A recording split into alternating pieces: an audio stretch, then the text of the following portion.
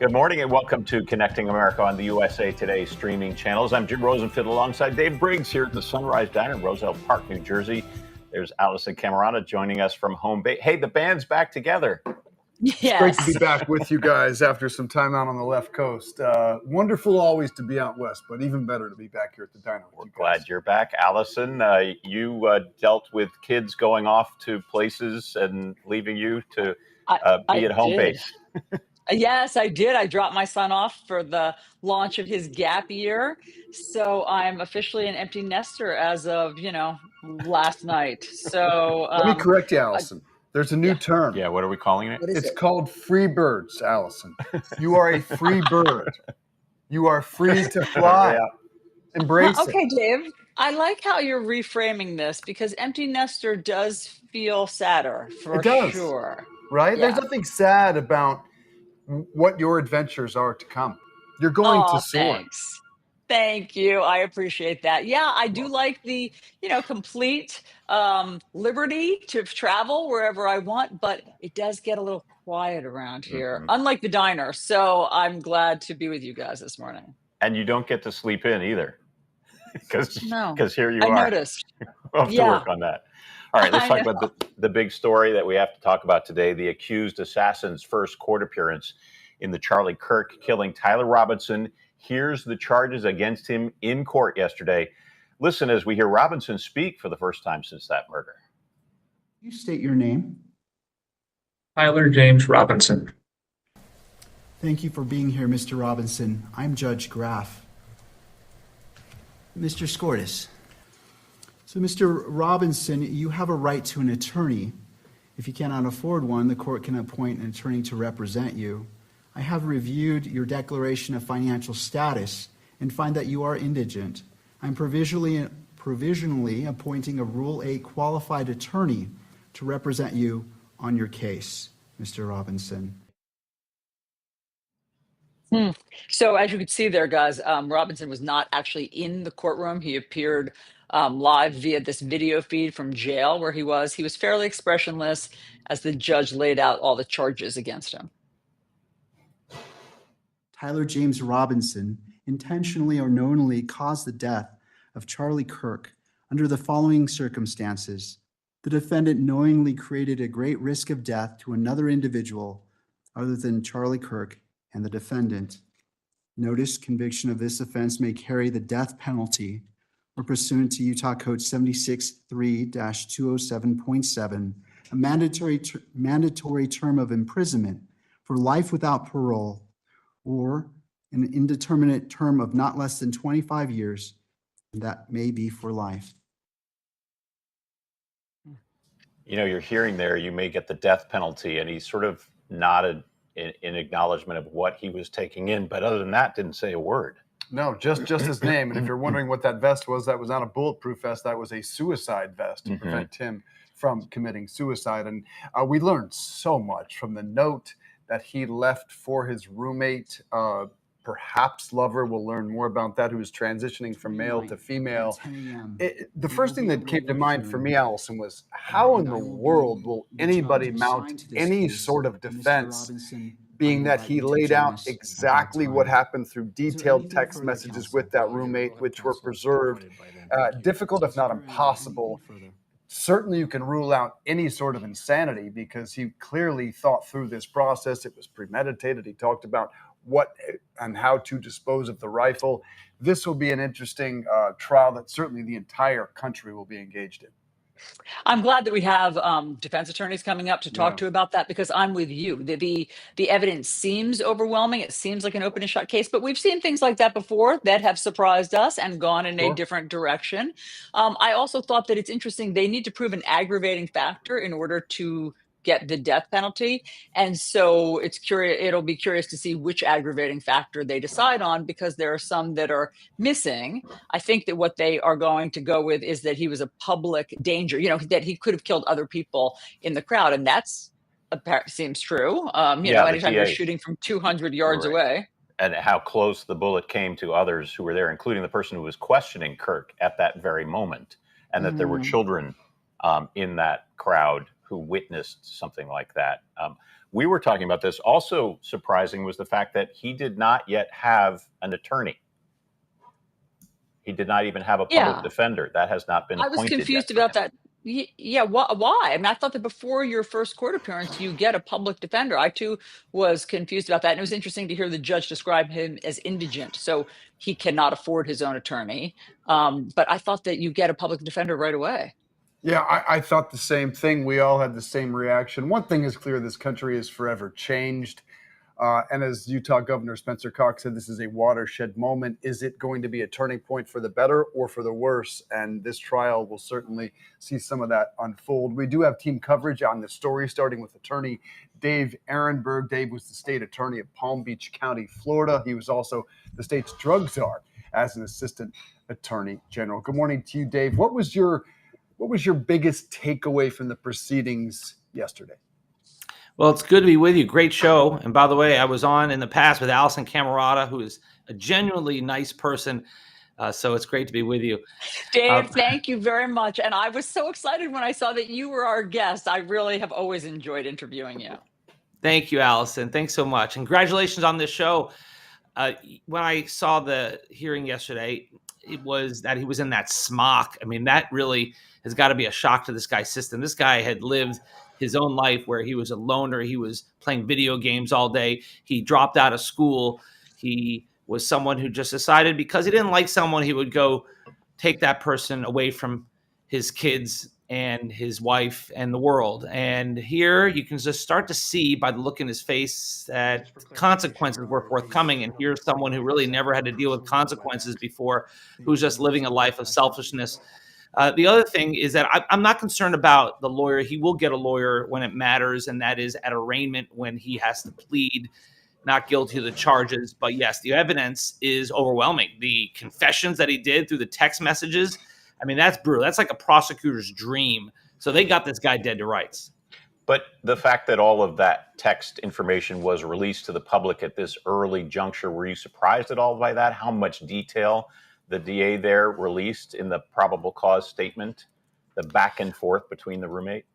Well, anything that's in the probable cause statement is fair game. It is open to the public, and it is ethical for prosecutors to discuss what's in the four corners of the probable cause affidavit.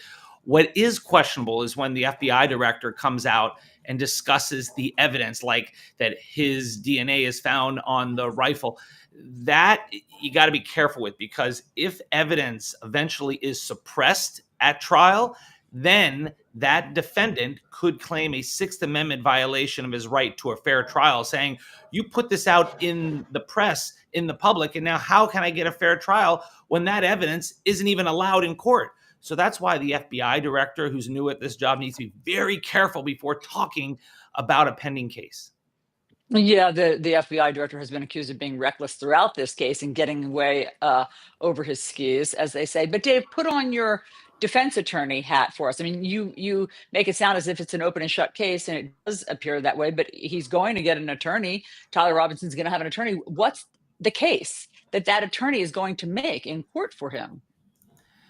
Well, you know, I became a defense attorney in January. I was a prosecutor my career before that, so I still think like a prosecutor. And the one question I think I have so far is with the death penalty here, because Alisyn, you hit it on the head earlier that under Utah law, it's not clear if he is eligible for the death penalty. I think they're going to go on the aggravating factor of that the individual knowingly caused a great risk of death to another individual other than the deceased individual and himself. So that's why I think they're going to lay their hat on that factor. But it's not as strong as if the feds came in, and then the feds could come in and say, here's the aggravating factor, terrorism, that's one, or the premeditation and planning that he did, all the planning, that's an aggravated factor under federal law, plus putting other people at risk. So it's a better chance of getting the death penalty, in my mind, at the federal level, which makes me think maybe the feds are going to step in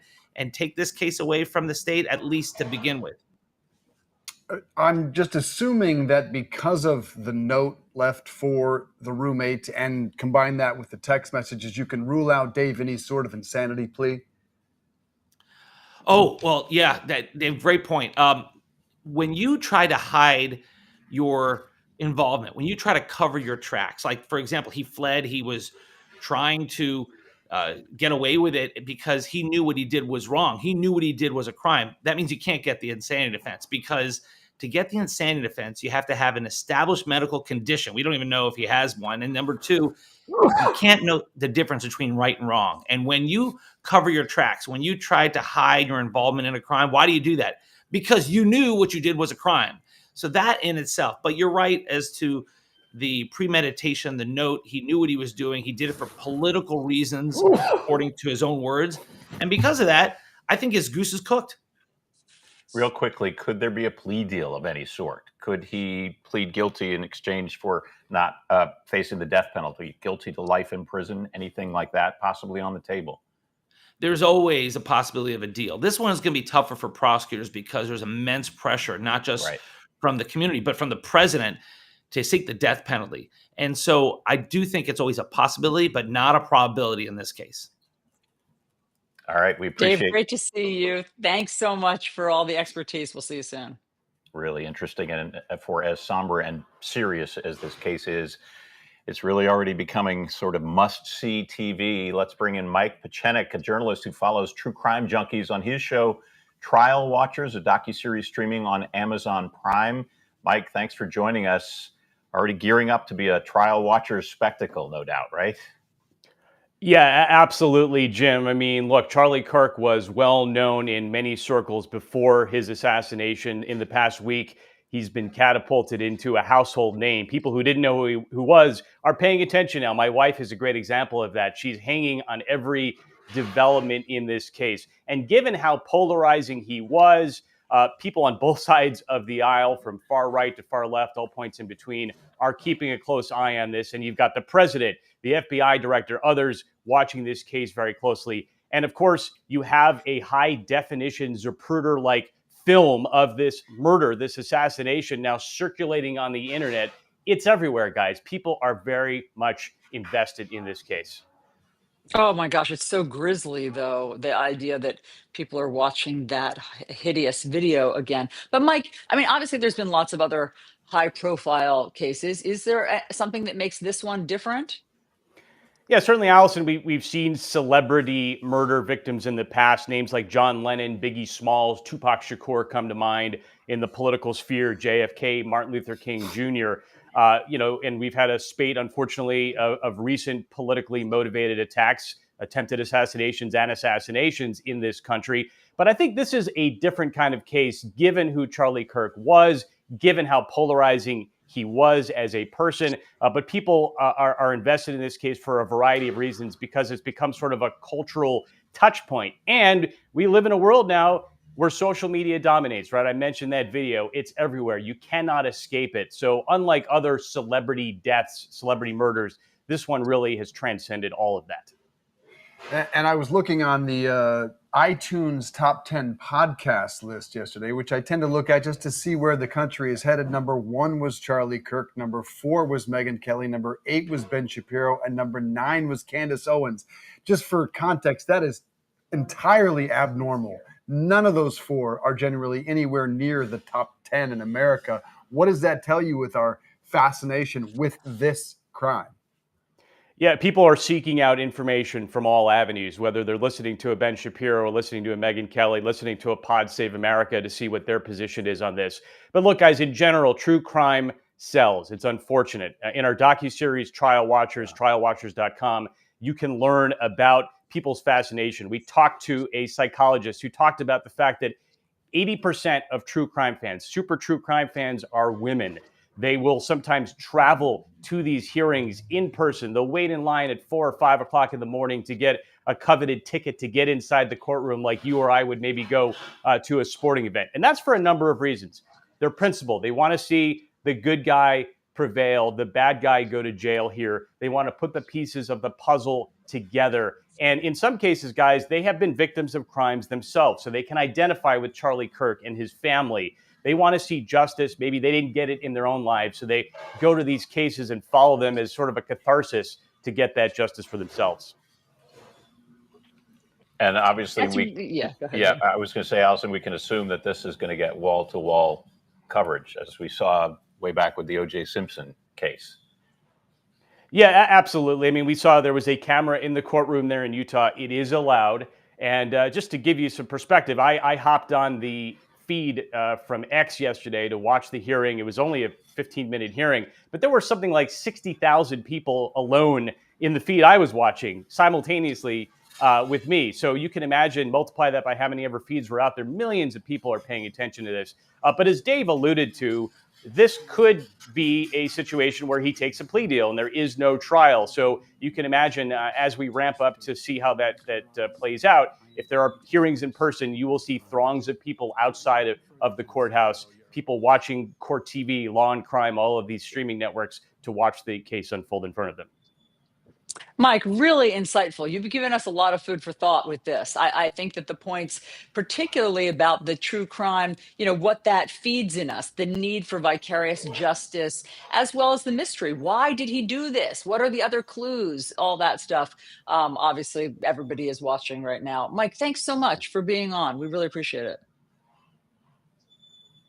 And coming up, guys, we're going to talk about free speech on campus. I mean, that's what, Charlie Kirk was modeling there on campus. He was, as you know, the banner proved me wrong.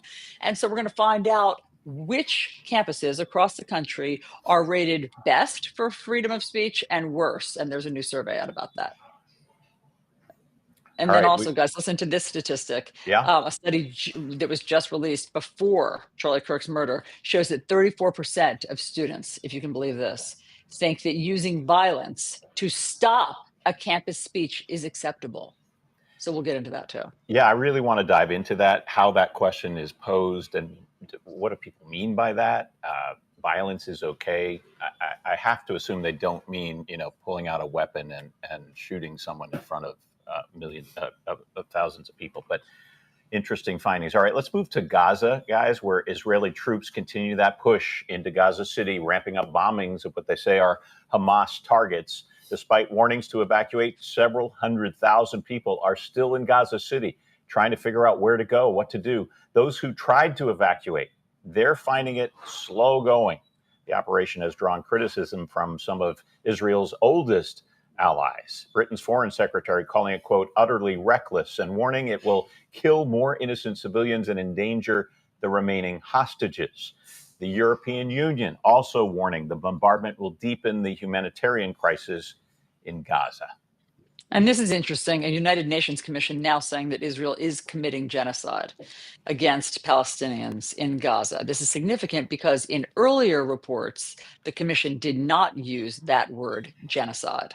Israel rejected that report as fake, and the Trump administration dismissed it as, quote, distorted and false. The U.S. says that Israel's campaign in Gaza is an act of self-defense, and Israel has taken unprecedented steps to prevent civilian casualties, including giving advance warning, which they do, of the strikes and allowing for humanitarian aid. But as you guys know, the humanitarian aid is a big point of contention because it's not effectively getting to the people who need it. What I thought was interesting, though, the commission relied in part on Israeli leadership's own statements and actions in deciding to call this genocide. We know that Israeli officials constantly repeat that this is misinformation that's actually coming from Hamas. So consider the source, say Israeli leadership. There's so much misinformation that is out there, they contend. So it depends who you listen to. And we're just coming up on the 2-year anniversary of the attack on October 7th. Yes. And HBO, by the way, is rolling out a documentary series on this. It's called One Day in October. So this will be interesting if this type of show is really galvanizing, if the American public wants to learn more about that day and what has happened since. I was a little surprised to see that show is rolling out, but I think that just tells you about worldwide interest really gaining in this story. And it just struck me when you said it's almost 2 years. I know, it's remarkable, isn't it? Yeah. And yet very little progress, if any. Yeah. What else is going on? Well, a judge has tossed down a terrorism and first-degree murder charges against the man accused of killing United Healthcare CEO in Midtown Manhattan. As you know, Luigi Mangione on the screen now still faces second-degree murder charges. No trial date has been set.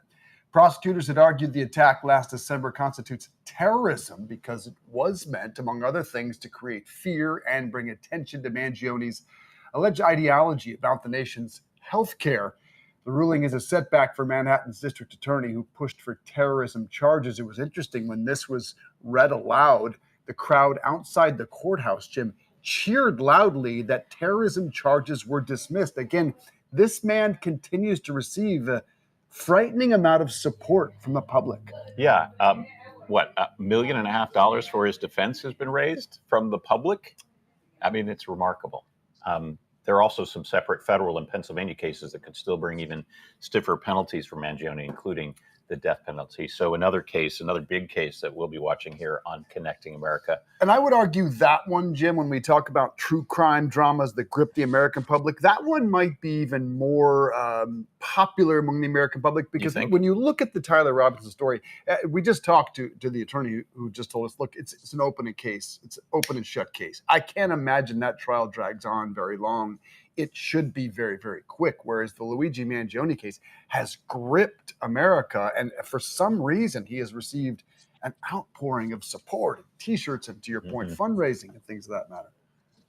Yeah, I mean, you'd think this one is open and shut. Also, it was in broad daylight. There were witnesses. People saw what happened. I mean, again, it's amazing. Frankly, I think the support he's gotten, and Disturbing. I mean, it's disturbing, and Cold-blooded killer. I hate to think that this is just because he's handsome. That's what people are attracted to, or because they are sympathetic to the cause, because they have felt. I mean, this is a little bit bigger. Obviously, they've felt somehow aggrieved by the healthcare system. I get it, but we solve our problems nowadays with assassination. It's interesting you bring this up, Alisyn, because when you look at these two cases, what's the common thread? Well, there were many across this country, whether we like it or not. There's a disturbing killing of Charlie Kirk, but thousands across the country celebrated it. And millions across the country have celebrated Luigi Mangione's assassinating of a CEO in broad daylight. It tells you a lot about where this country is right now in this moment. Can we lighten the load a little bit? Please.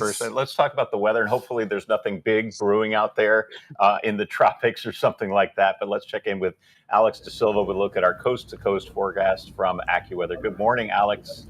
Good morning, guys. Thank you for having me again. We're glad you're here. We've been dealing with some heavy-duty subjects. Please tell us that there's nothing going on that we need to worry about in the weather. Well, right now we're still watching the coastal storm that brought some pretty heavy rain and pretty gusty winds to portions of coastal Virginia and coastal North Carolina. Still going to be dealing, I think, with some coastal flooding here over the next day or so, as we still have some onshore winds. But we picked up about 8 inches of rain around the Virginia Beach area over the last 48 hours or so. So pretty impressive little coastal storm here. It was non-tropical because it still had a cold front associated with it. So it didn't get a name, but it still caused some coastal flooding in portions of the Delmarva and then down towards Virginia Beach and the Carolinas as well. But we now have a new tropical depression in the Atlantic. Good news is it's way out there. And the good news is it should steer away from the United States. We're going to have a dip in the jet stream that should push the storm out to sea. So it should stay north of the Caribbean islands. Our friends in Puerto Rico, or our friends in Bermuda rather, are going to have to watch this very carefully, as it could strengthen into a tropical storm and then eventually a hurricane as it moves by. And depending how strong it exactly gets, we could see some beach hazards next week along the East Coast. Okay, thanks for pointing all that out, though it does look relatively quiet. So I guess, Dave, for you, I will ask the football question. How's the weather going to be this weekend for football?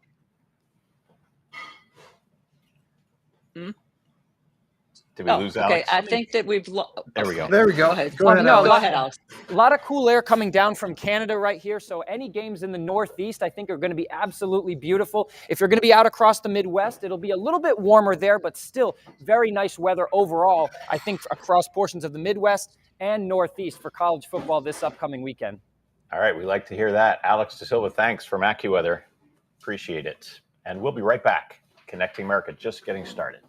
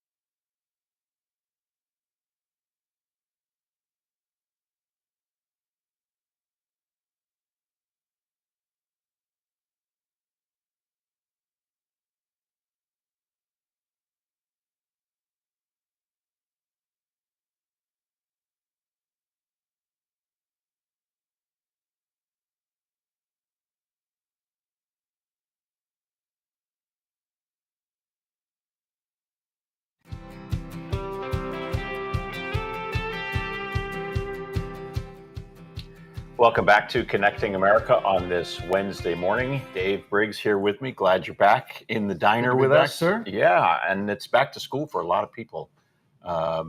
Last few weeks. Yeah. College students headed back. Yeah. My daughter's still not back. She's in the quarter system. Okay, Some of these college students, UCLA, Chicago, a lot of these still have a couple of weeks to go. Is that U Chicago? U Chicago, Okay. UCLA, a number of colleges. All right, and this is a pivotal week, as we know, for Health Secretary Robert F. Kennedy Jr.'s Make America Healthy Again, or MAHA movement, especially when it comes to what they call medical freedom, the right to perhaps opt out of vaccinations. A CDC advisory panel handpicked by Kennedy is going to hold a meeting that could lead to some pretty big changes in vaccine recommendations. At the same time, the CDC director Kennedy fired last month, Dr. Susan Minares, will testify on Capitol Hill that RFK Jr. is impacting vaccine standards, is undercutting those standards. And there's more to the MAHA movement than just vaccines. Supporters, in fact, say their mission is actually to end chronic disease and get the toxins out of our food supply. There are thousands of self-described MAHA moms across the country who say they are not anti-vaccine, but they want the right to choose what's best for their own children, for their families. And we're joined by a couple of MAHA moms right here in the diner, Felicia Mullally and Melody Dragone. Thanks for being here. We appreciate it. What's the misconception about what you are all about? Is it wrong to say we just want to know that we can choose which vaccines our kids are given? That's absolutely correct. We're all about choice.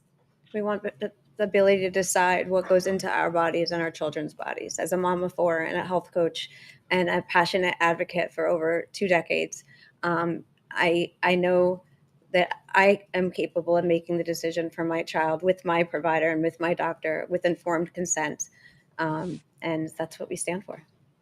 And Melanie, let me just drill down on that a little bit, because obviously as moms, we do believe that we know best for our kids. But what about the herd immunity argument, which is that unless you have high buy-in from everyone, you don't get the immunity? And I'm thinking about the measles epidemic and the measles outbreak recently. Texas saw a recent outbreak. So if it drops, I mean, the stats show that if herd immunity drops below something like 95 or 94%, then it endangers other people's kids or exposes them to possible measles. So what's your argument against that? Well, it's really important to understand that an outbreak, especially here in New Jersey, is considered one or more cases. So, it could be one case that they're considering an outbreak. So we really need to drill down and really understand, how many cases it really is. And then, our argument the other way is if your child is vaccinated, then they should be protected. The herd immunity situation is not necessarily something that we are concerned about. We don't feel as if our children are putting other children at risk. Our job is to maintain and obtain optimal health for our children and hope that others are doing the same. Felicia, I think the concern that Alisyn's trying to express is like states like Florida, where there won't be access to vaccines moving forward. Are you concerned about the health of some of these other kids who don't necessarily have a choice as we move forward? Are we sure that there's not going to be access, or they're not going to be mandated? Well, it would appear that there's going to be a real difficult access problem in the state of Florida. Because would that mandated. concern you? Yeah. It absolutely doesn't concern me. I think as Melanie mentioned, when you're educated and you can make the decisions, you can choose for yourself and decide with your doctor if that's a course you want to take. And there's plenty of other options and places to get vaccines if you need them. But you are engaged. You are talking with your doctor. You are highly educated. Yes. Many are not any of those things. Does that concern you? People that don't have great access to their doctor, that don't have Well, absolutely it concerns me. And I'm hoping that with the support of an administration that is ran by Secretary Kennedy, that those answers will be addressed. What else are you concerned about, or what else do you advocate for as MAHA moms when it comes to your family's health? Clean water, clean air, food that isn't full of toxins and food dyes and things that will impact our children's health. But when you talk about clean water and clean air, we've Yeah. seen the Trump administration doing away at the EPA with some of the regulations that would oversee making sure that our air is as clean as possible or the water is as clean as possible. Is that of concern? It is of concern. Yeah. But we work actually grassroots here in the state of New Jersey. We work with the legislators and pitch them, what we'd call like MAHA bills. And we've been able to really push some legislators to put legislation out that would improve the air here in New Jersey, take food dyes out of the school lunches, make those safer, take soda out as an option for SNAP programs. So we're concentrating here more in New Jersey than on the federal level. Felicia, what do you think about how RFK Jr. has done so far? Obviously, there's been some controversial moments and hearings where he's seemed to have gotten triggered. The lawmakers have gotten triggered. It seemed like there was a lot of sort of heated words exchanged. Are you happy with everything he's doing? I am happy with everything he's doing. I think there's a lot of people in the Maha movement which would hope that he would be moving faster, but we know he's up against industry capture and the political spectrum as it is, as evident today in what he's facing. So I think he's doing a remarkable job. He's looking through his agencies and removing any members that are working against him and his objectives. So I think he's doing what he can to, get his agenda moving. We have to wrap, but one last question, Melanie, is Yeah. there's been a concern. We've had many doctors on the program who have said they're removing a lot of scientists and they're weaponizing public health. Okay. How concerned are you about that? Firing CDC scientists? Not concerned at all, because in the research that I've done, those scientists have conflicts of interest. A lot of those people that were asked to leave the ACIP, they had vaccine connections, pharmaceutical connections. They were implementing or, checking, Being funded by vaccine manufacturers, had been a part of, the research of vaccines. So then approving them means that they get money. So whatever Bobby's doing, I 100% support, because I know that he's done the research. Informed consent. We need that. Melanie and Felicia, we thank you for coming into the diner to be here. Lots to talk about. We could talk forever, but Yes. we'll have you back. Thank you. Thank Love you. that. Thank you for having Thanks for us. having us. Appreciate it. All right, up next, we're going to hear from a guest who says college campuses, they're getting a big fat F when it comes to free speech. We'll dive into that when we come right back.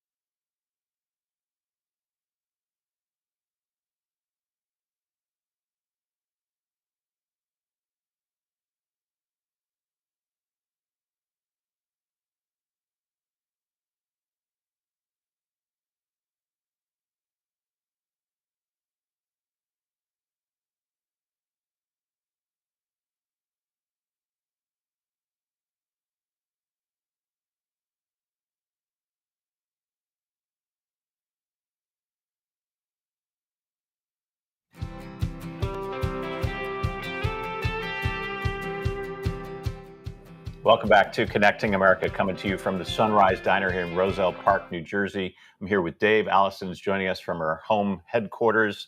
Glad you're here. It's Hump Day, guys.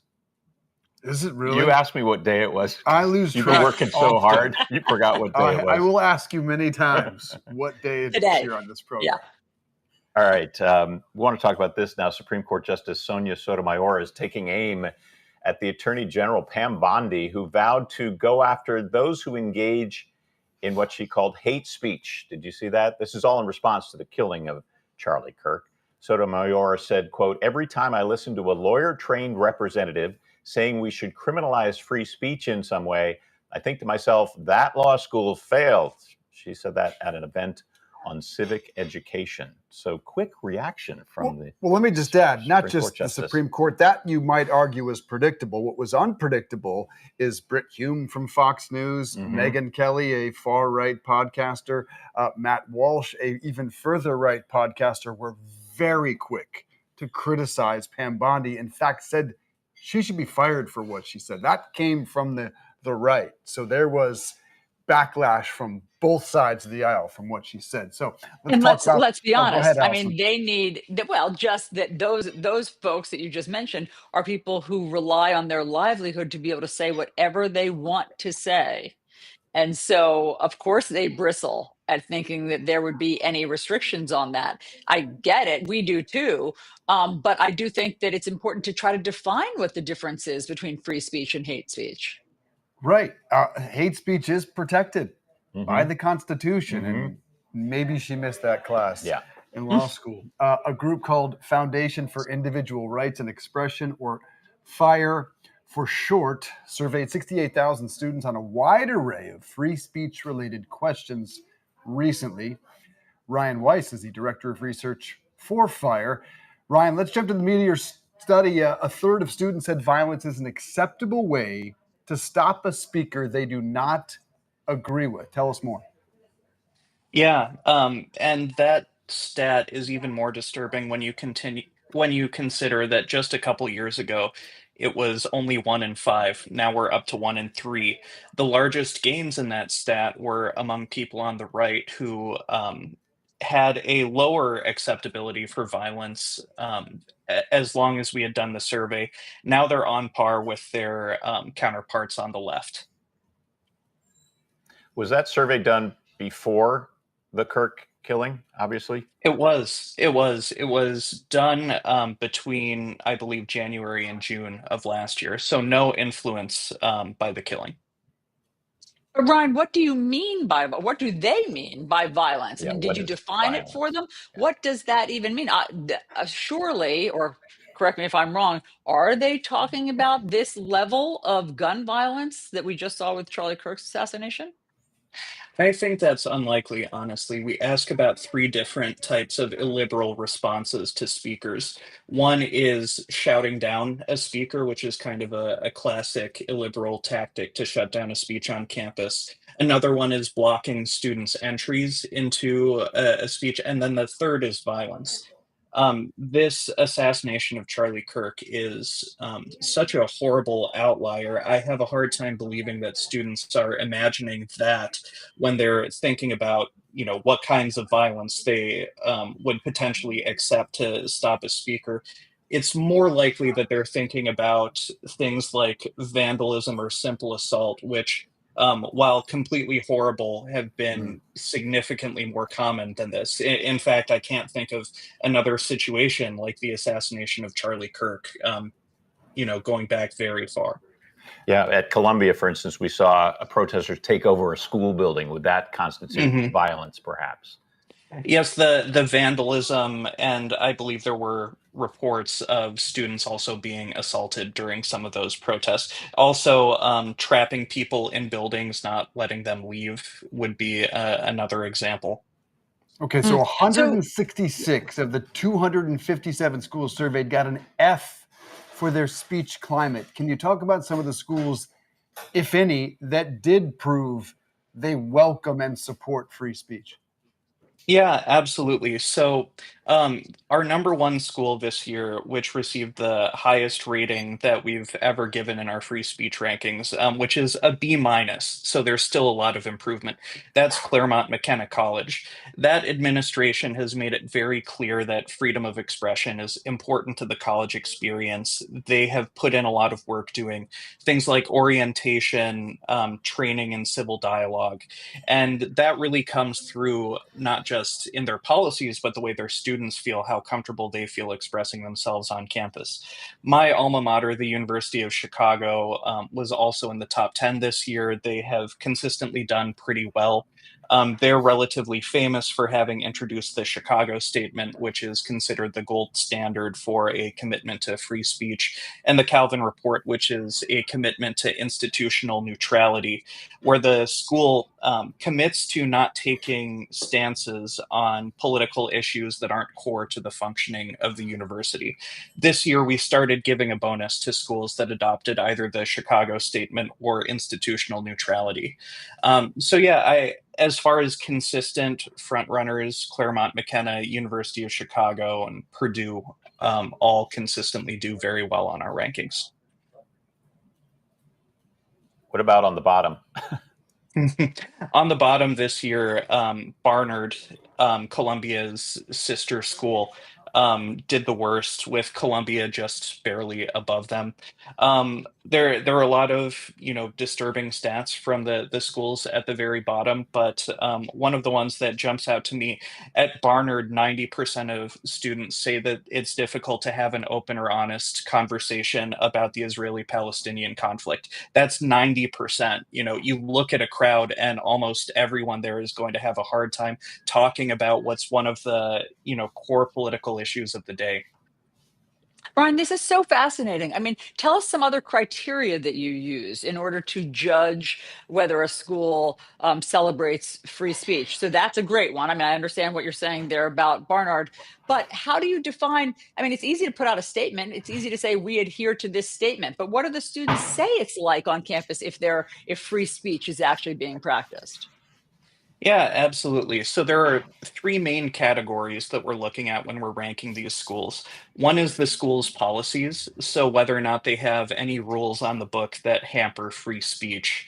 Another is student opinions and attitudes about free speech, so how comfortable they feel expressing themselves on campus.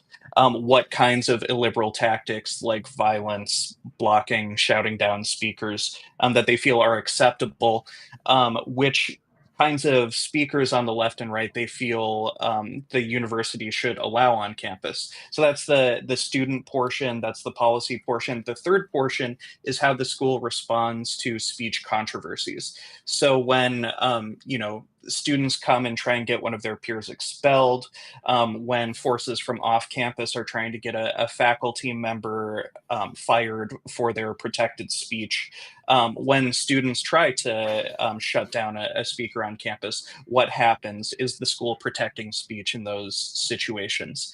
And we take all of those things, we weight the different categories differently, and then we rank all of the schools against each other. So it's a very holistic process. Really happy to hear what you said about University of Chicago just being biased. We sent my daughter there, and that was one of the reasons that we sent her there, and they do stand behind that. I'm curious, there is at least a perception that Ivy League schools are bad when it comes to allowing and encouraging free speech. Did you find that in your study? Yeah, the Ivy League schools traditionally have ranked near the bottom. The top ranking Ivy League school this year, I believe, was Yale at 58, which is a, pretty respectable place, almost in the top fifth of schools. But for the last 2 years before this year's rankings, Harvard was in last place. This year, they're not in last place. They're 245th out of 257. So still, not covering themselves in glory. University of Pennsylvania has also consistently been near the bottom. But we've seen also Dartmouth improve a lot under the leadership of their new president. One of the really important things that we see is that university leadership does really matter here. When a new president comes in and takes freedom of expression really seriously, when they signal to their students that this, free speech isn't just allowed on campus, it's a really core part of the campus experience, we tend to see that school rise a lot in the rankings. Ryan Weiss, we appreciate you joining us from FIRE. Yeah, if you're a university leader, it's a fraught time in terms of how to manage how your institution deals with bringing controversial speakers on campus and allowing for free thought and not just because of the assassination of No, Charlie no, no. Kirk, but Yeah. because of the language of the President of the United States as well. So yes, and because of the stripping of hundreds of millions of dollars in funding from universities that desperately need it for research. Great point, Jim. All right, Alisyn, you're in the spotlight coming up next, and we're so happy for you. We'll hear from you. You can about, tease it now. Yeah, you we can can talk tease it about now. it now. Start It's teasing there it Combat is. Love, my book now out in paperback. I'm excited to have a conversation with you guys about it. We are too. Connecting America. We'll be right back.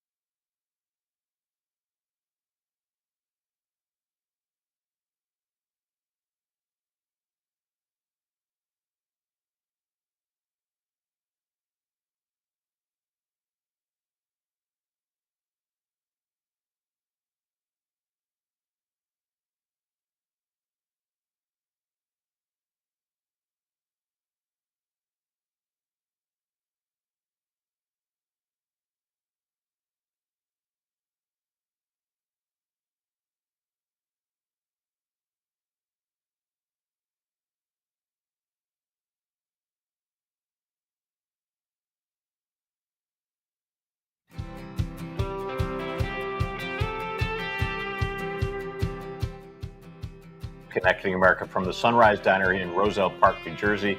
Alisyn also here with us from home. We love our little snacks in the commercial breaks.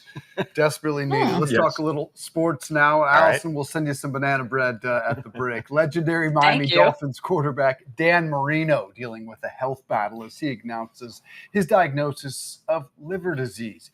He's battling a metabolic disease called MASH, which was formerly called non-alcoholic fatty liver disease. The good news, Marino says his doctors told him it's reversible, and besides taking medication, he had to lose weight and work out. It causes chronic inflammation that could cause liver cancer or cirrhosis, Marino says. After he retired in 2000, his workout regimen decreased a lot, and he also had let his diet go. Now he says he's on a Mediterranean diet. Dan Marino, an all-time legend. Interesting that we saw him there with Jim Kelly, who's also gone through hell in terms of his medical issues, but Dan Marino, one of the all-time greats. Actually, and he's been dealing with this for a while. I mean, he was diagnosed, I think, in like 2007. He's just going public with this, apparently. I don't know much about the condition. I've actually never heard of it until now. Fatty You, liver Alisyn? syndrome? No, I hadn't, but I think that once again, the Mediterranean diet is the answer to everything. I mean, that the Mediterranean diet just preaches, obviously moderation and be plant and fruit forward, and lean proteins. I mean, and that's not restrictive. That allows you to eat everything. It doesn't sound like he's had to tamper to change that much about his lifestyle to treat this. And some of the best hummus you'll ever find is the Camerota house. Oh, yeah? Oh, yeah. Oh, yeah. Homemade? Oh, yeah. Homemade. Fantastic. But anyway, Okay. she'll bring us that one of these Hopefully. days, I hope. Sports betting, meanwhile, has become massive. By some estimates, the industry raking in $14 billion in revenue last year alone. That number could include money from some college basketball players who should not be betting. The NCAA says it's investigating 13 former student athletes. It's not naming the players, but they were from Eastern Michigan, Temple, Arizona State, New Orleans, North Carolina, A&T, and Mississippi Valley.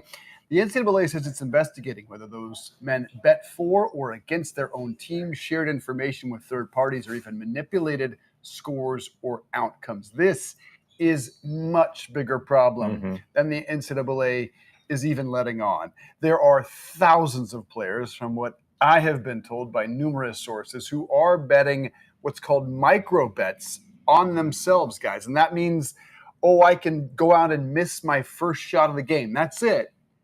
And make a couple of $1,000, tell my buddies who can make a couple of $1,000.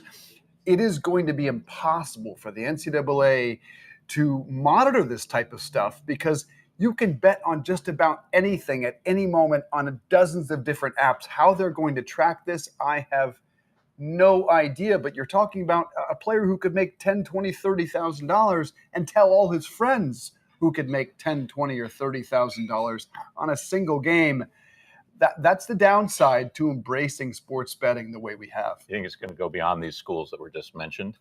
Look, I think I'd be stunned, Jim, if it didn't include 70% of the Division I, Division II, anywhere you can bet universities. But this is happening in the NBA and the Major League Baseball as well. Not just kids who aren't making money, players who are making millions are doing this very thing. And there is evidence to suggest that is a massive. It's crazy, Dave. I'm It so is glad that we're wild. shining a light on this. This is something that I had no idea was happening. It's obviously not very sportsmanlike, but because you're such an avid sports watcher and a great analyst, when you see a crazy play, when you see something that doesn't make sense, have you ever been able to connect, like, that didn't make sense? I wonder if that's connected to some bet. I think about it once or twice a week when you'll see a game in which a team is down 36 points at the end of the game, but they kick a field goal late to cover a spread. And you think to yourself, why would you kick a field goal at that point? One of the great pitchers in Major League Baseball, Alisyn, who makes millions of dollars, was seen repeatedly making an awful pitch on his first pitch of the inning. Turns out he was betting on himself to throw a ball on that first pitch of the game. Wow. Yeah. It's a big story. It is. I'm sure we'll hear more about that.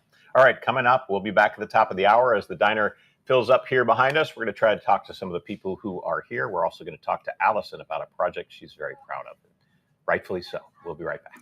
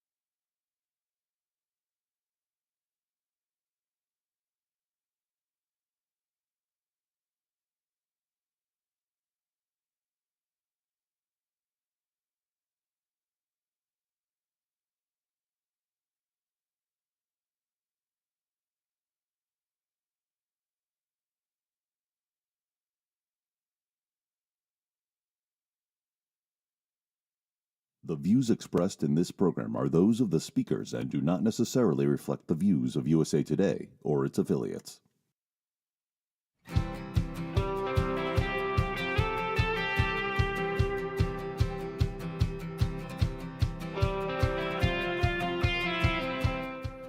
Good morning. Welcome back to Connecting America on the USA Today streaming channels. I'm Jim Rosenfield alongside Dave Briggs here at the Sunrise Diner in Roselle Park, New Jersey. There's Alisyn Camerota joining us from home base this morning. Good morning, Alisyn.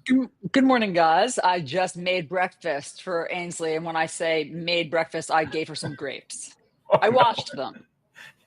That's it, huh? Grapes. That's the level of cooking that's happening here this morning. Sometimes I can do better than other times. There's a Got home a stove little late behind last you. night. There's a frying Yeah. pan waiting for you behind That's a you. prop stove. It's a prop That's actually stove. not real, Jim. it's one of those TV kitchens. It's not my best effort this morning. I'll grant you. Yeah. So I'm going to try to kick it into gear any minute. All right, let's kick into gear with what we're covering today. The man facing charges for the killing of Charlie Kirk faced a judge appearing in court from a video feed from jail yesterday. Tyler Robinson, accused of firing the bullet that killed Kirk at Utah Valley University last week. Robinson is now facing 7 charges, including aggravated murder and witness tampering. Utah County Attorney Jeffrey Gray saying prosecutors will seek the maximum penalty available. I do not take this decision lightly, and it is a decision I have made independently as county attorney, based solely on the available evidence and circumstances and nature of the crime. Because we are seeking the death penalty, the defendant will continue to be held without bail in the Utah County Jail. All right, joining us now is criminal defense attorney Imran Ansari. He's a former prosecutor with the Kings County District Attorney in Brooklyn. Imran, thanks so much for being here. We really appreciate it. So is this as open and shut a case as it seems?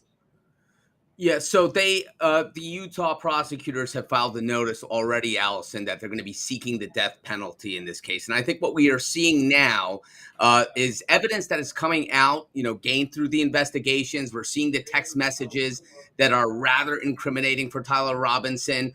And of course, we have a long way to go between indictment and then a sentencing phase if he is ultimately convicted. But you can certainly expect that Utah is going to be seeking the death penalty through that conviction if that conviction is had. And what do they have to do in order to get that? Well, they have to then now submit that to the jury at a sentencing phase, and you have to have a unanimous verdict, Alisyn, at the sentencing phase in order to impose the death penalty on Tyler Robinson. Yeah, I'm really curious about that distinction, seeking the death penalty. Is there a higher burden when it comes to that? Because to your point, the evidence is all laid out between a note and text messages where Tyler Robinson literally says, I did this. So is there a higher burden to get the death penalty here? So at the conviction stage, meaning the guilt phase, it's still beyond a reasonable doubt, right? You have to prove your case as a prosecutor beyond a reasonable doubt as to each element of the crime. And if the prosecutors are able to do that, then it moves on to the sentencing phase. And assuming Tyler Robinson is convicted of that top count murder, then he's facing that capital crime, that capital punishment. And then you're going to have, at that time, another verdict from the jury, if you will, and that would be death or life in imprisonment, and that's a preponderance of the evidence standard. So there's a different standard at the sentencing phase for the death penalty, but you have to have a unanimous verdict. First, though, before you get to that point, you have to be able to seat a jury. How difficult is that going to be to find impartial jurors, given how much of this has already played out on national television? You always have a difficult time as a defense attorney. Now I was talking as a prosecutor, that prosecutor role, I'm going to take the defense attorney role now. You always have a difficult time when you have a highly publicized case and you have a media coverage of the defendant leading up to trial, you have that consideration. Can we get a fair and impartial jury? Or is the jury so tainted by what they have seen in the media that they're not going to be able to render a fair and impartial verdict? That's what we're going to see here with Tyler Robinson. But as we are in the information age where it's accessible not only in Utah, this news, it's not a paper in Utah where you see this news or even a national paper that gets thrown away. Everything lives on the internet. There's so much accessibility as to other people's opinions on social media as to guilt or innocence. It's becoming increasingly difficult for attorneys to get that fair and impartial jury for a very public case like this. So his defense attorneys are going to be grappling with that as they pick that jury. There's sometimes motions to change venue, but this is such a national case with spotlight all over the country that you're going to have to really deal with a jury pool that likely has a knowledge of this case, knowledge of Tyler Robinson, of the allegations coming into that courtroom. I've heard attorneys just say, during the voir dire process of deciding who's going to be on the jury, say, would you be able to decide on this case based solely on the facts and not your predispositions? And the jurors say, yes, I would. And it's just that, right, Imran? It's like the honor system, basically, to ask a juror if they can do this. Certainly. That's the key question that we ask jurors. Can you be fair and impartial? And can you consider the facts and evidence brought into court and that alone, and sort of quiet and mute out all this extraneous collateral, commentary or news while you are a seated juror? It's very difficult, right? Jurors are people. People are not robots. And it's hard to even put aside some of the subconscious thoughts. And we deal with that as attorneys. And sometimes after the trial on appeal, after we get to speak to the jurors, after a verdict has been rendered, we find out that there may have been some issues. And of course, that's going to be something that defense attorneys in a case like this would raise on appeal and after the verdict. You're hearing many suggest that Tyler Robinson's best case scenario is some type of a plea deal, but why would prosecutors be at all interested in offering one? Would you assume that one would even be forthcoming here? So if there's going to be a plea offer, you have to give to get, right? So what I mean by that is that if the prosecutors are going to give an offer, well, the defendant has to have some incentive also to take that offer. And if that offer is going to be put out there, it's likely going to be saying, all right, you know what, we will, if you plead guilty, we're going to not seek the death penalty. That is something in death penalty states that prosecutors often, dangle out there as a carrot for a defendant. I don't know if that's going to be the case here because there's a lot of sort of thinking into this. We're very in the early stages, of course, of this prosecution, but there's such strong sentiments about the allegations here that I don't know if the Utah prosecutors are going to dial back on that intent to seek the death penalty. And then, of course, we're going to have to see how Tyler Robinson approaches this as a defendant. And if he is, ideological in his beliefs, even in the courtroom, in the sense that he's going to fight the case into verdict. All right, Imran, we appreciate it. And of course, we know first and foremost, he needs an attorney.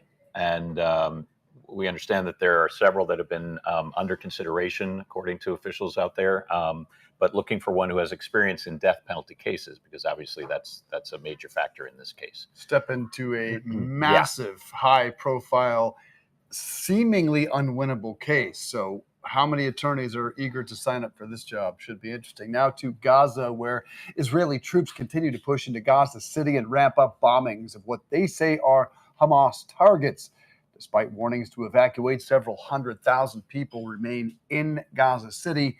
Those who try to evacuate are finding themselves moving very slowly. The operation has drawn criticism from some of the Israelis' oldest allies, but the U.S. stood firm in its support. Let's get the latest from our foreign affairs correspondent, Amy Kellogg. Amy, good morning to you. What is the latest here?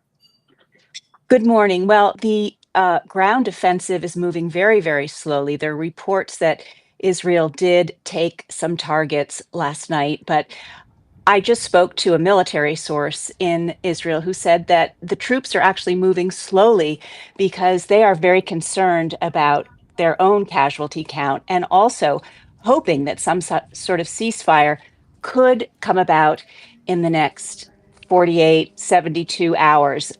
As has been widely reported, the Israeli chief of staff does not support this operation. He feels that it's too costly in terms of the soldiers' safety and too costly in terms of the potential for more hostages being killed. So it's a very interesting moment in that the Israeli government is the element pushing this operation forward, and it's the army chief of staff who's saying, "Hey, wait, this may not be the smartest operation on the books." Yeah, Amy, what do they hope to get out of this ground invasion? What's the end goal? Well, Allison, the end goal is doing away with Hamas once and for all. And as we know, that's a very debatable accomplishment because Hamas keeps recruiting gunmen. Right now, it appears it's somewhere between 20 and 30,000 fighters in Gaza.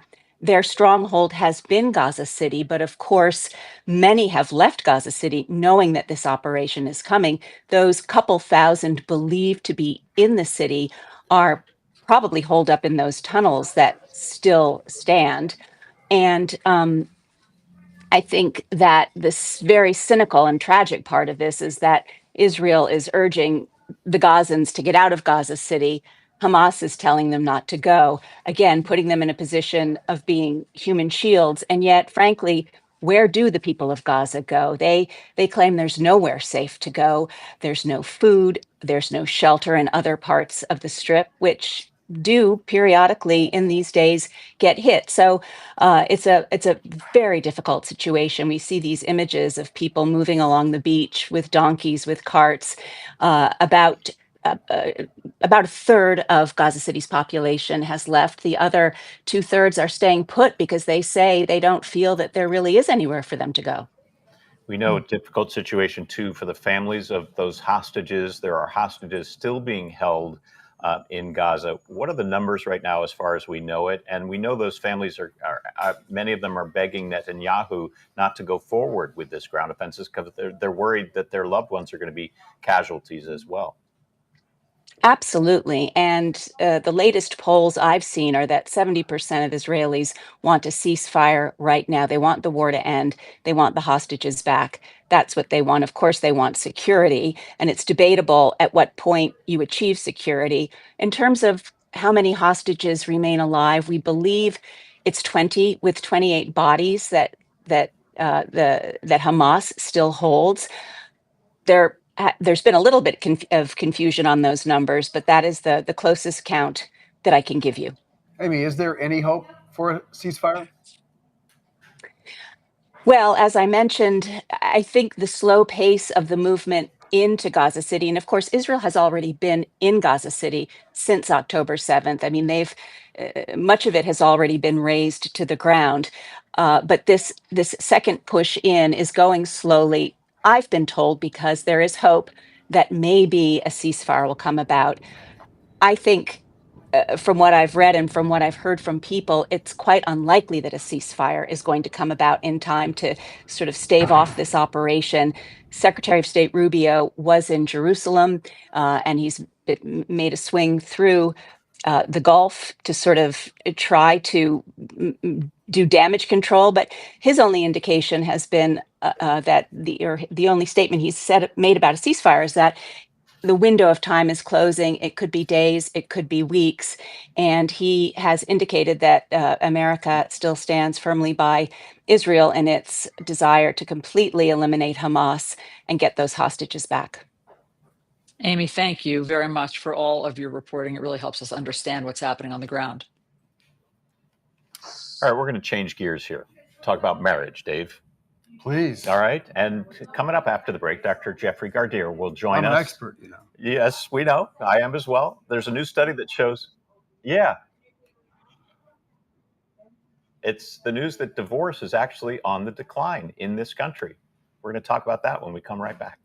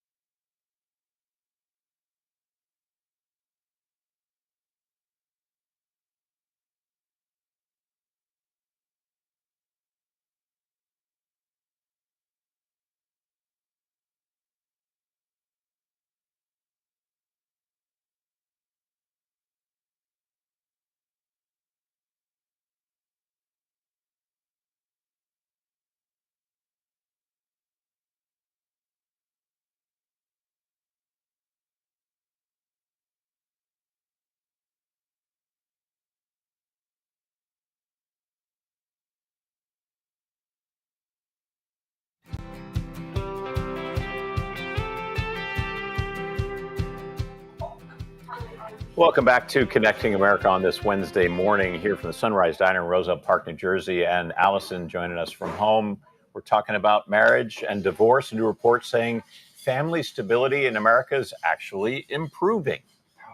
It's a conservative think tank, the Institute for Family Studies, that says data shows marriage rates are actually ticking up, divorce is on the decline, and more kids are growing up in two-parent homes. Surprising shift that runs counter to decades of data. So what does this mean for children and for parents and the future of the American family? Joining us now, our psychologist, Dr. Jeffrey Gardier.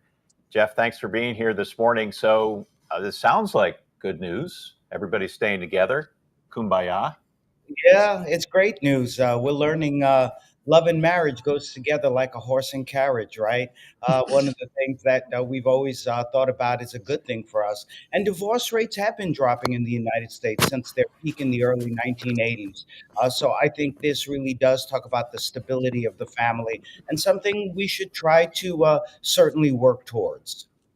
And Dr. Gardner, do we know to what we can credit this? We've always, it just seems that for so many years and decades, we've only had bad news about the marriage Yeah. rate and the divorce rate going up. So what's turning it around? Well, I think a lot of this is attributed, Alisyn, to generational differences. Younger generations now more than ever, like millennials, are delaying marriage. They want to focus on education. They want to focus on careers. They want to focus on stability. And what we found in statistic after statistic, research after research, is if you marry at an older age, a more mature age, then your marriage has much more of a chance of surviving. But when we look at what trend might be coming next, Doctor, I'm curious, it would appear in early statistics that Gen Z has little, if any, interest in the marriage as an institution as we knew it. Dave, it turns me on when you call me doctor, by the way, because we know each other so well. It's usually Jeff when I'm at the diner. But yes, we see that there may be a real issue with that coming up, especially since they're having some real issues as far as finding that financial stability, being able to get through school if they can get into college and pay those loans. So a lot of that will destabilize some of that. Some of the things that they see that will put them on a better financial footing in order to be married. So yes, that is true. That may be a newer trend that we are definitely going to have to pay attention to. Dr. Jeff. He doesn't care when you say it, only when I do. Right, exactly. So talk to us about how important it is for kids in families when the parents stay together versus when they see their parents split up from a psychological perspective. How much do they have to deal with? How important is it for the family unit to stay together? Well, certainly we know that two heads are better than one. Certainly there have been so many successful single parent homes where kids have been raised in a very emotional and very stable way. But if we can get a home where we have two parents that are working together, the yin and yang, if you will, I think that is better as far as problem solving and modeling what relationships are all about. But more than anything else, and I've seen this in my own practice, when divorce is introduced into a situation, into a marriage, the effects on children can be devastating. And certainly this is something that we don't want to see for our children to have to go through that. That being said, divorce is not a bad word. Sometimes people do grow in a very different way, and it's healthier for them to move on in their lives out of that marriage. But for kids, certainly we want them to have the stability of a family and of a home where the parents are getting along. And Jeff, do we know what the report says about these other kind of foundational tenets of religion or education, and if that's affecting marriage rates? Yeah, Alisyn, this is a conservative think tank, so they do put an emphasis on religion. But regardless, one of the things I've seen is that religion can be a protective factor. But that also being said, non-religious marriages can also be stable if they're nurtured in education, financial security, and strong relationship skills. Jeff, who's the All piano right. player in your household? I mean, we can't help but notice that beautiful piano waiting for you back there. Yeah, I've been, you guys talked about a couple of weeks ago, if you won the lotto, what you would do. What I would do is retire from being a shrink and practice the piano. Let me tell you how good I am at the piano. I took a lesson last night. I played Body and Soul. I said to my teacher, how does it sound? She said, it sounds fabulous. Now try it again, but this time take off your boxing gloves. Ouch. Oh my gosh. Wow. Wow. That's All some right. tough Well, love keep there playing from the your lottery, teacher. I guess. You're Yeah, just paying keep for playing the lottery. that. Keep playing the lottery, not the piano. I got you, Alisyn. Thank you. That's right. Yes, that's right. All right. Thank you so much, Dr. Gardere. Great to talk to you. Okay, let's talk about gas prices. Okay, because Sure. they seem to be going in the right direction. AAA says relief could be coming to your wallet at the pump. AAA says gas prices have been dropping nationwide. The national average for regular gas is now $3.17 per gallon. If you're in Arkansas, it's much lower. It's $2.77. Lower crude oil costs and lower demand after Labor Day are apparently driving this decline. And there's a good tip from AAA: fill up midweek to save more. That's interesting. I didn't know Really? that the timing was important on filling up. Yeah. Did you know that? I did not, but I did know like that is maybe the only good news when it comes to inflation. I mean, grocery prices, the inflation is the highest since the pandemic. Coffee, something we are Have you desperately seen? reliant on, is up 20% year over year. So you hear the president saying, I saved inflation, I solved it. It is skyrocketing at the moment, which, by the way, will complicate the meeting of the Federal Reserve today, which is expected to lower interest rates, but it's not that clear a picture when it comes to our economy. Yeah, and it's not just the coffee, also beef. If you've been to the market lately, ground beef prices are going up to record highs. The average price for a pound of ground beef above $6 a pound. That's up 12% in the past year. And the price of uncooked steak, that's up 8%, now averaging $11.50 a pound. Here's why. Cattle herds are shrinking because of droughts. There's new diseases, there are parasites that they're worried about, and ranchers are very concerned that prices may rise even more, as you mentioned, because of tariffs. And if we see farmers concerned about, pricing, it impacts rural communities and the economies in those rural communities. If they don't have the income, they're not out there spending in their own communities. I am far too familiar with that ground beef number. My son tends to eat about a pound a day, which is a staggering amount of meat. And every time I go by it, I am reminded about how that price has skyrocketed since pre-COVID, Alisyn. Do you just pour like raw beef into a bowl for him and just like hand it over because he's like devouring it so fast? Well, I don't know if your son Nate is this way, but these kids, that is kind of what they do. It's like rice and beef, and it is hugely popular among that 17, 18, 19-year-old age group. They just crave mass amounts of protein. Really affordable. He doesn't mix it It'd be up. nice to raise a vegetarian. No protein in fish for him. It's just all beef. I don't think fish. I don't think he's ever had a bite of fish in 17 years. All right, after the break, we'll remember Robert Redford for achievements in front of the camera, behind the camera, and also his activism, let alone one of the most handsome men of all time. I think Alisyn will agree on that. We'll be back after the break.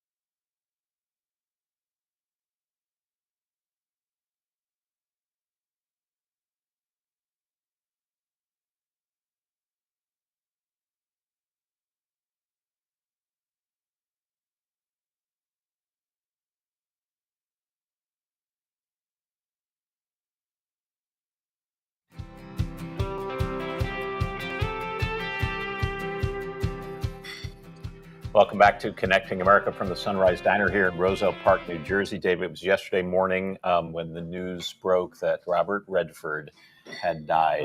What an icon. I mean, just everybody sort of collectively said, oh, no, not Robert Redford. There's been no cause of death. I was wondering, do we know what happened? Apparently, his publicist is saying he died in his sleep, Alisyn. Well, I mean, he lived a good long life. He Mhm. certainly accomplished a lot on and off screen. I think that he was slowing down in recent years. I do remember that him not being as public, not, appearing at any sort of awards shows and stuff like that. He, of course, we think of him as an actor, super handsome actor, of course, but he was also a director. He was also an environmentalist, an activist. He was 89 years old when he died yesterday. So he starred, as you'll remember, in some of the iconic movies like Butch Cassidy and the Sundance Kid. I mean, I think he's when we think of him, I get that picture of him in my head. And then The Way We Were, with Barbra Streisand. But listen to this. He won his first Academy Award, not for acting, but for directing. And that was the movie Ordinary People in 1980. He also founded the Sundance Institute, which is just a great place, really tranquil. They do lots of interesting lecture series on books and the environment. They have a film festival. They promote independent films and fresh ideas in the film business. So joining us now to discuss all of this is Ralphie Aversa. He's the host and producer of Entertain This, USA Today's entertainment flagship video franchise. So Ralphie, great to have you here. What do you think that Robert Redford is most remembered for? Oh, wow. Well, I think first you have to go to the films, right? Whether it's The Natural, whether it's All the President's Men, whether it's some of the films, Ordinary People, as of course you just mentioned as well, which netted him his first Academy Award for directing. I believe that also took home Best Picture as well. So first you talk about the films, but then, I mean, when you really dig into his life, it really is an incredible life lived here in America. And, I do gravitate back to the fact that, when he was younger, he, for $500, bought this plot of land, 2 acres in Utah. And that's what really led him to his love of nature, the way in which he advocated for the environment. And then, of course, again, as you mentioned, the Sundance Institute, the Sundance Film Festival. And as we've seen in some of the celebrity tributes that have come in since his passing yesterday, that's going to be a huge part of his legacy. I'm so glad you said The Natural, because that was the movie that I first thought of. I mean, to me, that's an iconic movie. And I think of my generation, that's probably the one film that originally comes to mind. If not, Indecent Proposal. Do you remember that one? Yes. Demi Moore. Forgot about that one. I mean, that posed an iconic question that should forever be posed. But I do want to ask you a little bit more about the Sundance Film Festival and how central that is to his legacy. And I think now that it's moving as well. Yeah, Ron Howard, of course, the Academy Award-winning filmmaker, said that, the Sundance Film Festival and, of course, Robert and his founding of it really helped to supercharge independent filmmaking here in the States and beyond. Marlee Matlin, of course, the Academy Award-winning actress who, of course, won for Coda. She credited Sundance with really getting Coda out there. And she said that without Sundance, Coda probably doesn't have the award season that it did, like 3-4 years ago, where, of course, that picture also went on to win Best Picture at the Academy Awards. I think absolutely Sundance. And then again, too, his championing of the environment. Leonardo DiCaprio in his tribute certainly mentioned that. So did Jane Fonda. So many different people coming out and saying, Bob Woodward, the journalist, of course, who he portrayed in All the President's Men, talking about how Robert always wanted to use his platform for the betterment of others. And, what a beautiful legacy that is to leave behind. Also a passionate advocate for Native Americans, as I understand it as well, right? Yeah, that's great. Yeah, he really, he had a number of different platforms. He wasn't afraid to speak his mind, to help out others, or to speak his mind if he, felt that there was an injustice. We saw President Trump yesterday before his state trip to the UK kind of pay tribute to Robert and talk about his legacy. But, Robert, I believe it was 2018, penned an op-ed where he was critical of what is now the current administration, or at least what was then the current administration under President Trump. So, yeah, again, an actor and an activist through and through. Ralphie, is it true he never won any Oscar for his acting? Yeah, I believe his only Oscar is for directing. So yeah, which is incredible to believe when you just think about all the movies that we've mentioned, just in the short time, and we're only scratching the surface of the various films that he was in, the iconic films, and of course so many iconic co-stars as well. But yeah, I believe his only Academy Award is for directing. What was your favorite Redford film? So I mentioned The Natural, and part of the reason why I mentioned The Natural is because you see behind me, I have the Buffalo Bills logo there, the vintage WGR 55 bumper sticker. I'm originally from Western New York. 2/3 of that film was filmed at the old War Memorial Stadium where the Bills used to play in Buffalo. And so, that film and the iconic scene of Roy Hobbs, hitting the home run, the lights going out, the Randy Newman theme. I mean, that, to me, that certainly resonates. Classic. We got to go around the horn. Alisyn, favorite Robert Redford film? I don't know. I mean, I tend to associate him with Paul Newman. Were they in The Sting together? Is that what I'm thinking? Yep. Yeah, that's one that just the image of it pops up right in my head. I don't know. I guess The Way We Were. Butch Cassidy and the Sundance Kid. I've never seen it. What? I got to admit, I've never seen it. Whoa. That's a generational thing, with all due respect, big guy. I'm sure a lot of people my age have never seen that film. But at least you know who he is. Oh, I absolutely know of it. Yeah. All right. Ralphie Aversa, thanks for joining us. We appreciate it. And, he mentioned Jane Fonda. His co-stars are, very emotional. She said she couldn't stop crying when she heard of this loss. She said it hit her hard yesterday morning when she read that he was gone. Icon. She said he was a beautiful person in every way, stood for an America we have to keep fighting for. Jane Fonda there. That's lovely. They were in Barefoot right, in the let's Park. talk. That's before my time. So. Okay, good. I'm glad we're all dating ourselves. Yeah. All right, let's talk fitness, guys. Okay. Do we have to? Yes. Our Can we have fitness breakfast correspondent, first? Jenna. You can have breakfast while you watch Jenna Wolf work out, okay? Because she's going to demonstrate a little workout that you can actually do without leaving the comfort of your home. Oh, hi. What a great way to start my day, right? When it comes to the morning routine, if you know, you know. And if you don't, you should know. I have 5 non-negotiables. The first one, make my bed. Everyone says it. Set the tone. Make sure you gave yourself a little pride. Way to start the day off right. I also never snooze. They say you snooze, you lose. I think it's because they don't want me to sleep too long. Let's go and brush our teeth. 2 minutes, right? Let's work on balance. Shoulders back, core tight. 1 minute. And 1 minute with each leg up. I work on balance everywhere, every day. But now, right off the bat, I've started with a little bit of that good core work. Next up, we're gonna go make some coffee. It's cute to make a little coffee in the morning. Into my coffee go the following 3 things. I put my collagen, I put my creatine, and I put my fiber. You do what works for you.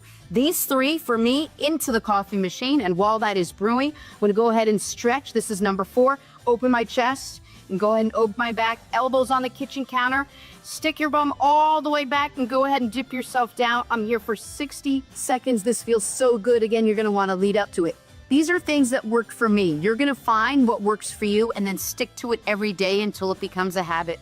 Last but not least, put my face into the ice cold bucket for 30 seconds. Oh my gosh, here we go. Did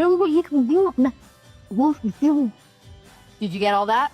That's my morning routine. Set my mood, my mindset, and my momentum. Set yours and stick with it. Freeze it. Freeze it. But if you do that workout, then maybe it's okay to have a few donuts. Absolutely. Because Krispy Kreme, by the way, is bringing the fall fair flavors to their stores across the country. 4 new donuts inspired by cotton candy, fried Oreos, and caramel apples. This is a limited time. Guys. What? I mean, why gild the lily? Like a Krispy Kreme That's all you is need. just perfect on its own. It's Glazed. just delicious. Yeah. Why do you need to add here's my opinion. Why do you need to add other flavors? Where do you guys come down on the Krispy Kreme situation? Well, they say they're trying to recreate the state fair classics, but I'm with you. I'm a purist. I mean, glazed, not just plain, but glazed Krispy Kreme. Let's ask Trish. Trish, would you have a plain Krispy Kreme, or do you like the cotton candy, the caramel apple, the special? I haven't tried flavors? any of those. My first job was Dunkin' Donuts, and I had the glory of being there when they baked. So I would always get a sugar raised fresh out of the oven, but I was a teenager.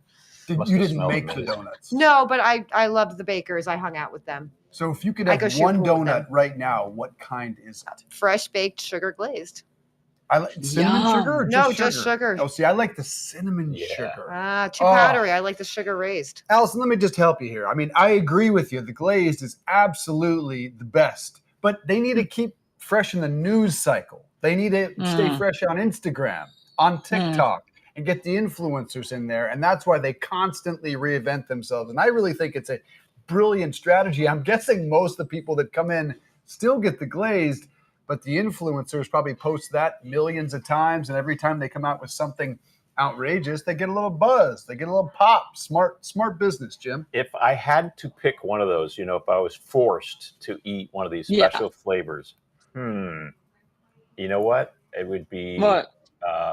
What we had? Cotton candy, we had caramel apple, and what was the third? Fried Oreos. Okay. This Or is the easy apple for me. pie. Caramel Or the apple. apple pie. Go Yeah, ahead. caramel apple. Yeah, same. We're It's on the same not page. caramel What about apple. you, It's Chris? caramel churro. It's caramel churro or apple pie, guys. See, It makes it much more difficult. Much more difficult. Oh, it doesn't actually, because churro, 100%. That is, that sticks with that you. sounds delightful. Hey, Trish, apple I pie. love that you, but Trish, hold on. I love that your first job was at Dunkin' Donuts. What time did you have to show up? 6 a.m. when I was 14. Oh, I thought it was like you were going to say 2 a.m., 3 a.m. No, that's when the bakers showed up, but I was the counter. But November's coming, so I'll be bringing in my traditional apple pie with Rome apples because that's Italian. Wait, to us? You mean Yeah, right of course, here? guys. It'll happen. Homemade? Wait until November when we harvest Rome apples at their peak. Is the crust homemade, or Of you course. Yes. What kind I of make my own apples? pasta. Who eat Rome? Rome apples. I don't know. That's my Similar that's to what? my Sicilian Albanese heritage. That's the apple pies my great grandmother made. Then my grandmother. Is and it red? now Is me. it green? They are actually speckled, kind of red and green, and they're more aerated. They're not as dense as a regular apple, so they really absorb what you're putting into the pie. So what's your secret? Like, what's your recipe that only this audience gets to hear? Come on. Brown sugar and honey. Brown sugar and honey. There is nothing Trish doesn't know about. Trish, you're making me so hungry right now. November's coming. Are you going to be here? Because I'll be making pies. We'll be here. Okay. Yeah. You never know what tomorrow holds. I'll try to be here alive. Please do. I bake a lot. Don't worry. Do you need to practice it all before November to get ready? I mean, maybe I with bake some other all the kind of apple. time. You do? Okay. Just saying, we're here every day. Every day, and also the spill off that doesn't fit in the pies. I make my grandmother's applesauce. Look at Alisyn. What are you eating? Grapes? She's making me so hungry. I have a cup of grapes here. I have to eat them right now. She's making me starving. Cup of grapes. All right, thank you, Trish. Guys, thank we you. really always appreciate your knowledge. Up next, we'll talk See you about guys soon. some big news about Alisyn's memoir, Combat Love, connecting America back after a short break.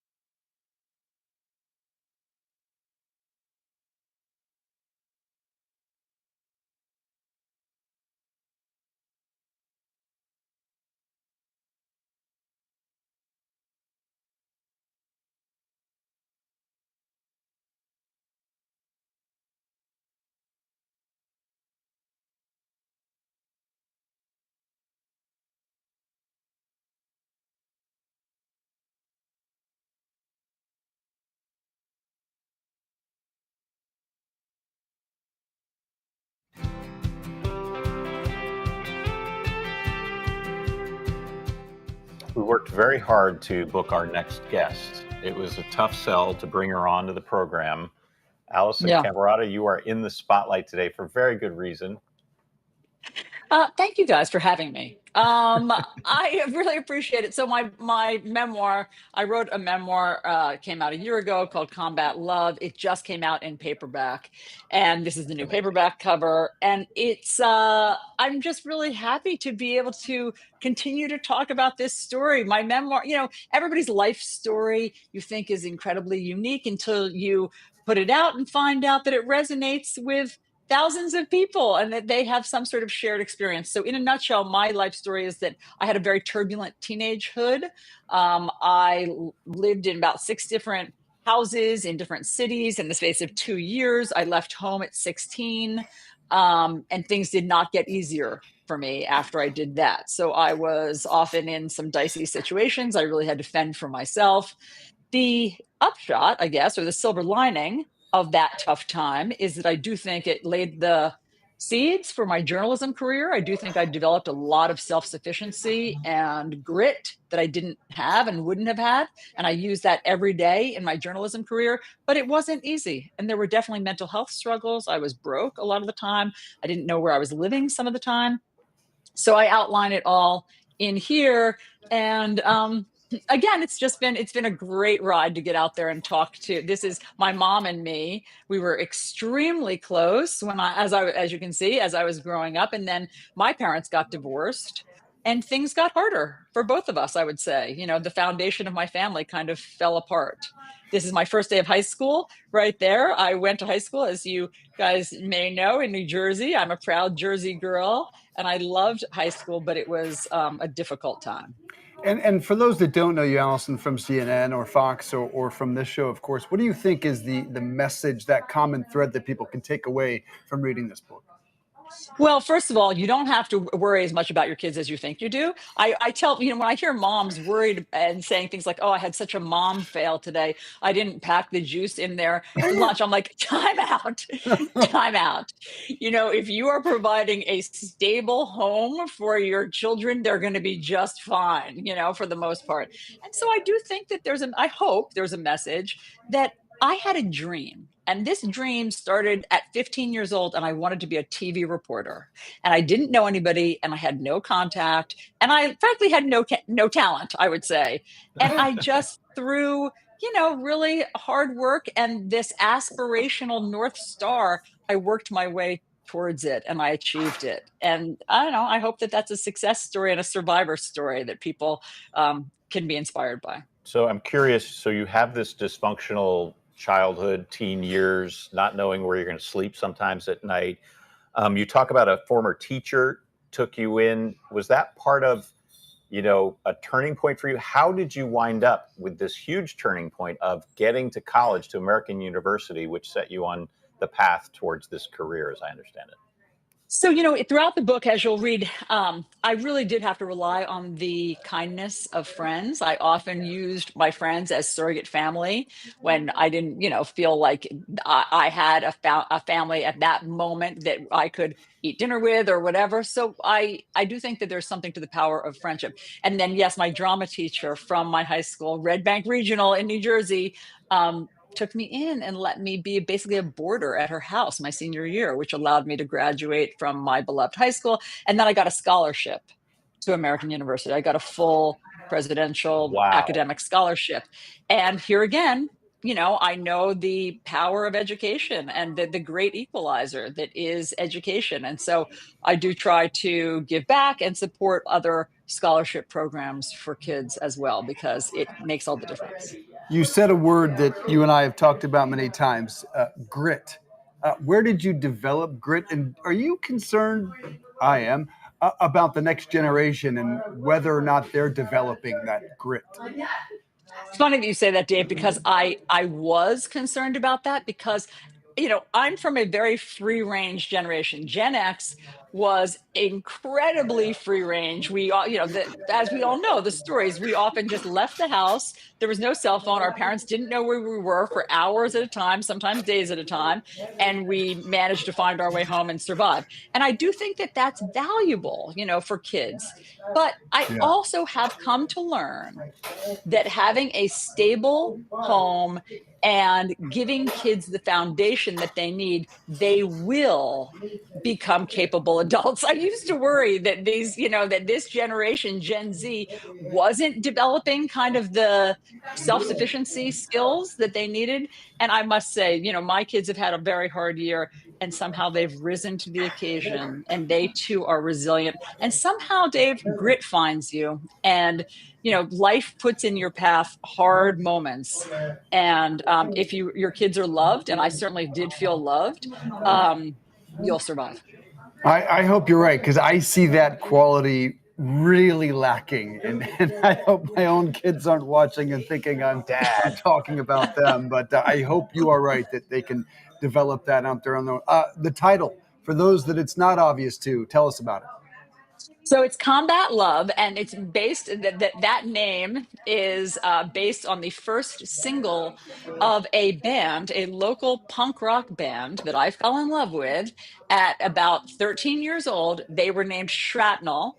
They were a fantastic band from Shrewsbury and Red Bank, New Jersey, and they achieved this kind of local and beyond success that we were so proud of. They played at CBGB's, they played at Max's Kansas City, they opened for the Ramones. It was a real moment in time.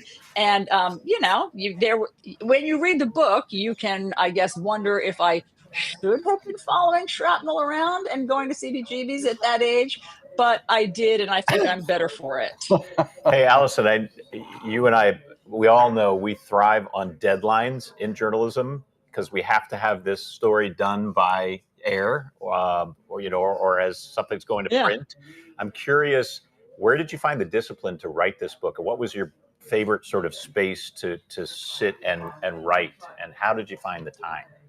I appreciate that question, because a lot of people do feel like they have a story that they want to tell and do want to figure out how to write a book. I got the great advice, which is, I would say, I don't have time. I don't have time to do this. I really, really want to tell this story, but I don't have time. And one of my friends who had written a book said, do 15 minutes a day. 15 minutes a day. And I was like, I don't have 15 minutes a day. And he said, do 5 minutes a day. And that's ultimately what I did. I had a very demanding career while I was writing this. I was, anchoring the morning show at CNN, but I would have a commute home after the show, and on, the train, I would find an hour to write. And sometimes I only did have 5 minutes, but even that just still keeps the story percolating. And believe it or not, you can do it. Now, mind you, it doesn't happen quickly. Writing a book can be very painstaking and glacial. It took me 10 years, I would say, to write this book. Yeah. If you have a job, it takes a long time. But kudos to People Magazine for the profile. Tell us about that. Yeah, I was so touched that People Magazine just a few days ago did a profile, because the paperback came out. The book was an Amazon bestseller when it first came out. And then now with the paperback, I get a second bite at the apple. And People did a really lovely story just about the backstory on me and my life and my path towards journalism success. And, it's always a little weird to read about your life through the lens of somebody else, through a reporter, as we all three have to be sensitive to. But I thought that they did a really, really nice job with it. Finally, I know that you revealed some secrets in the book, among them that you found out when you were young that you had another brother, and you're still in touch with him, right? Yeah, so the book is filled with family secrets. I guess a lot of families have family secrets. Mine certainly did. And so part of it is the secrets that my father carried, some of the secrets my mother carried, and how they colored my life, even though I didn't know about them growing up. And one of those was at 11 years old, it was revealed to me that I had an older brother. He was the son of my father's first marriage, and which I didn't know existed. And so it has been a wonderful byproduct in my life that I got to have this older brother, and that I'm still close to him, and he's super impressive. He's a surgeon in New Jersey, And it's been a great addition to my life to be able to have him in All my right, life. Combat Love. Pick it up wherever you get your books. That's Connecting America on this Wednesday. Thanks for joining us, everybody. Have a great day. Thanks, guys. Yep.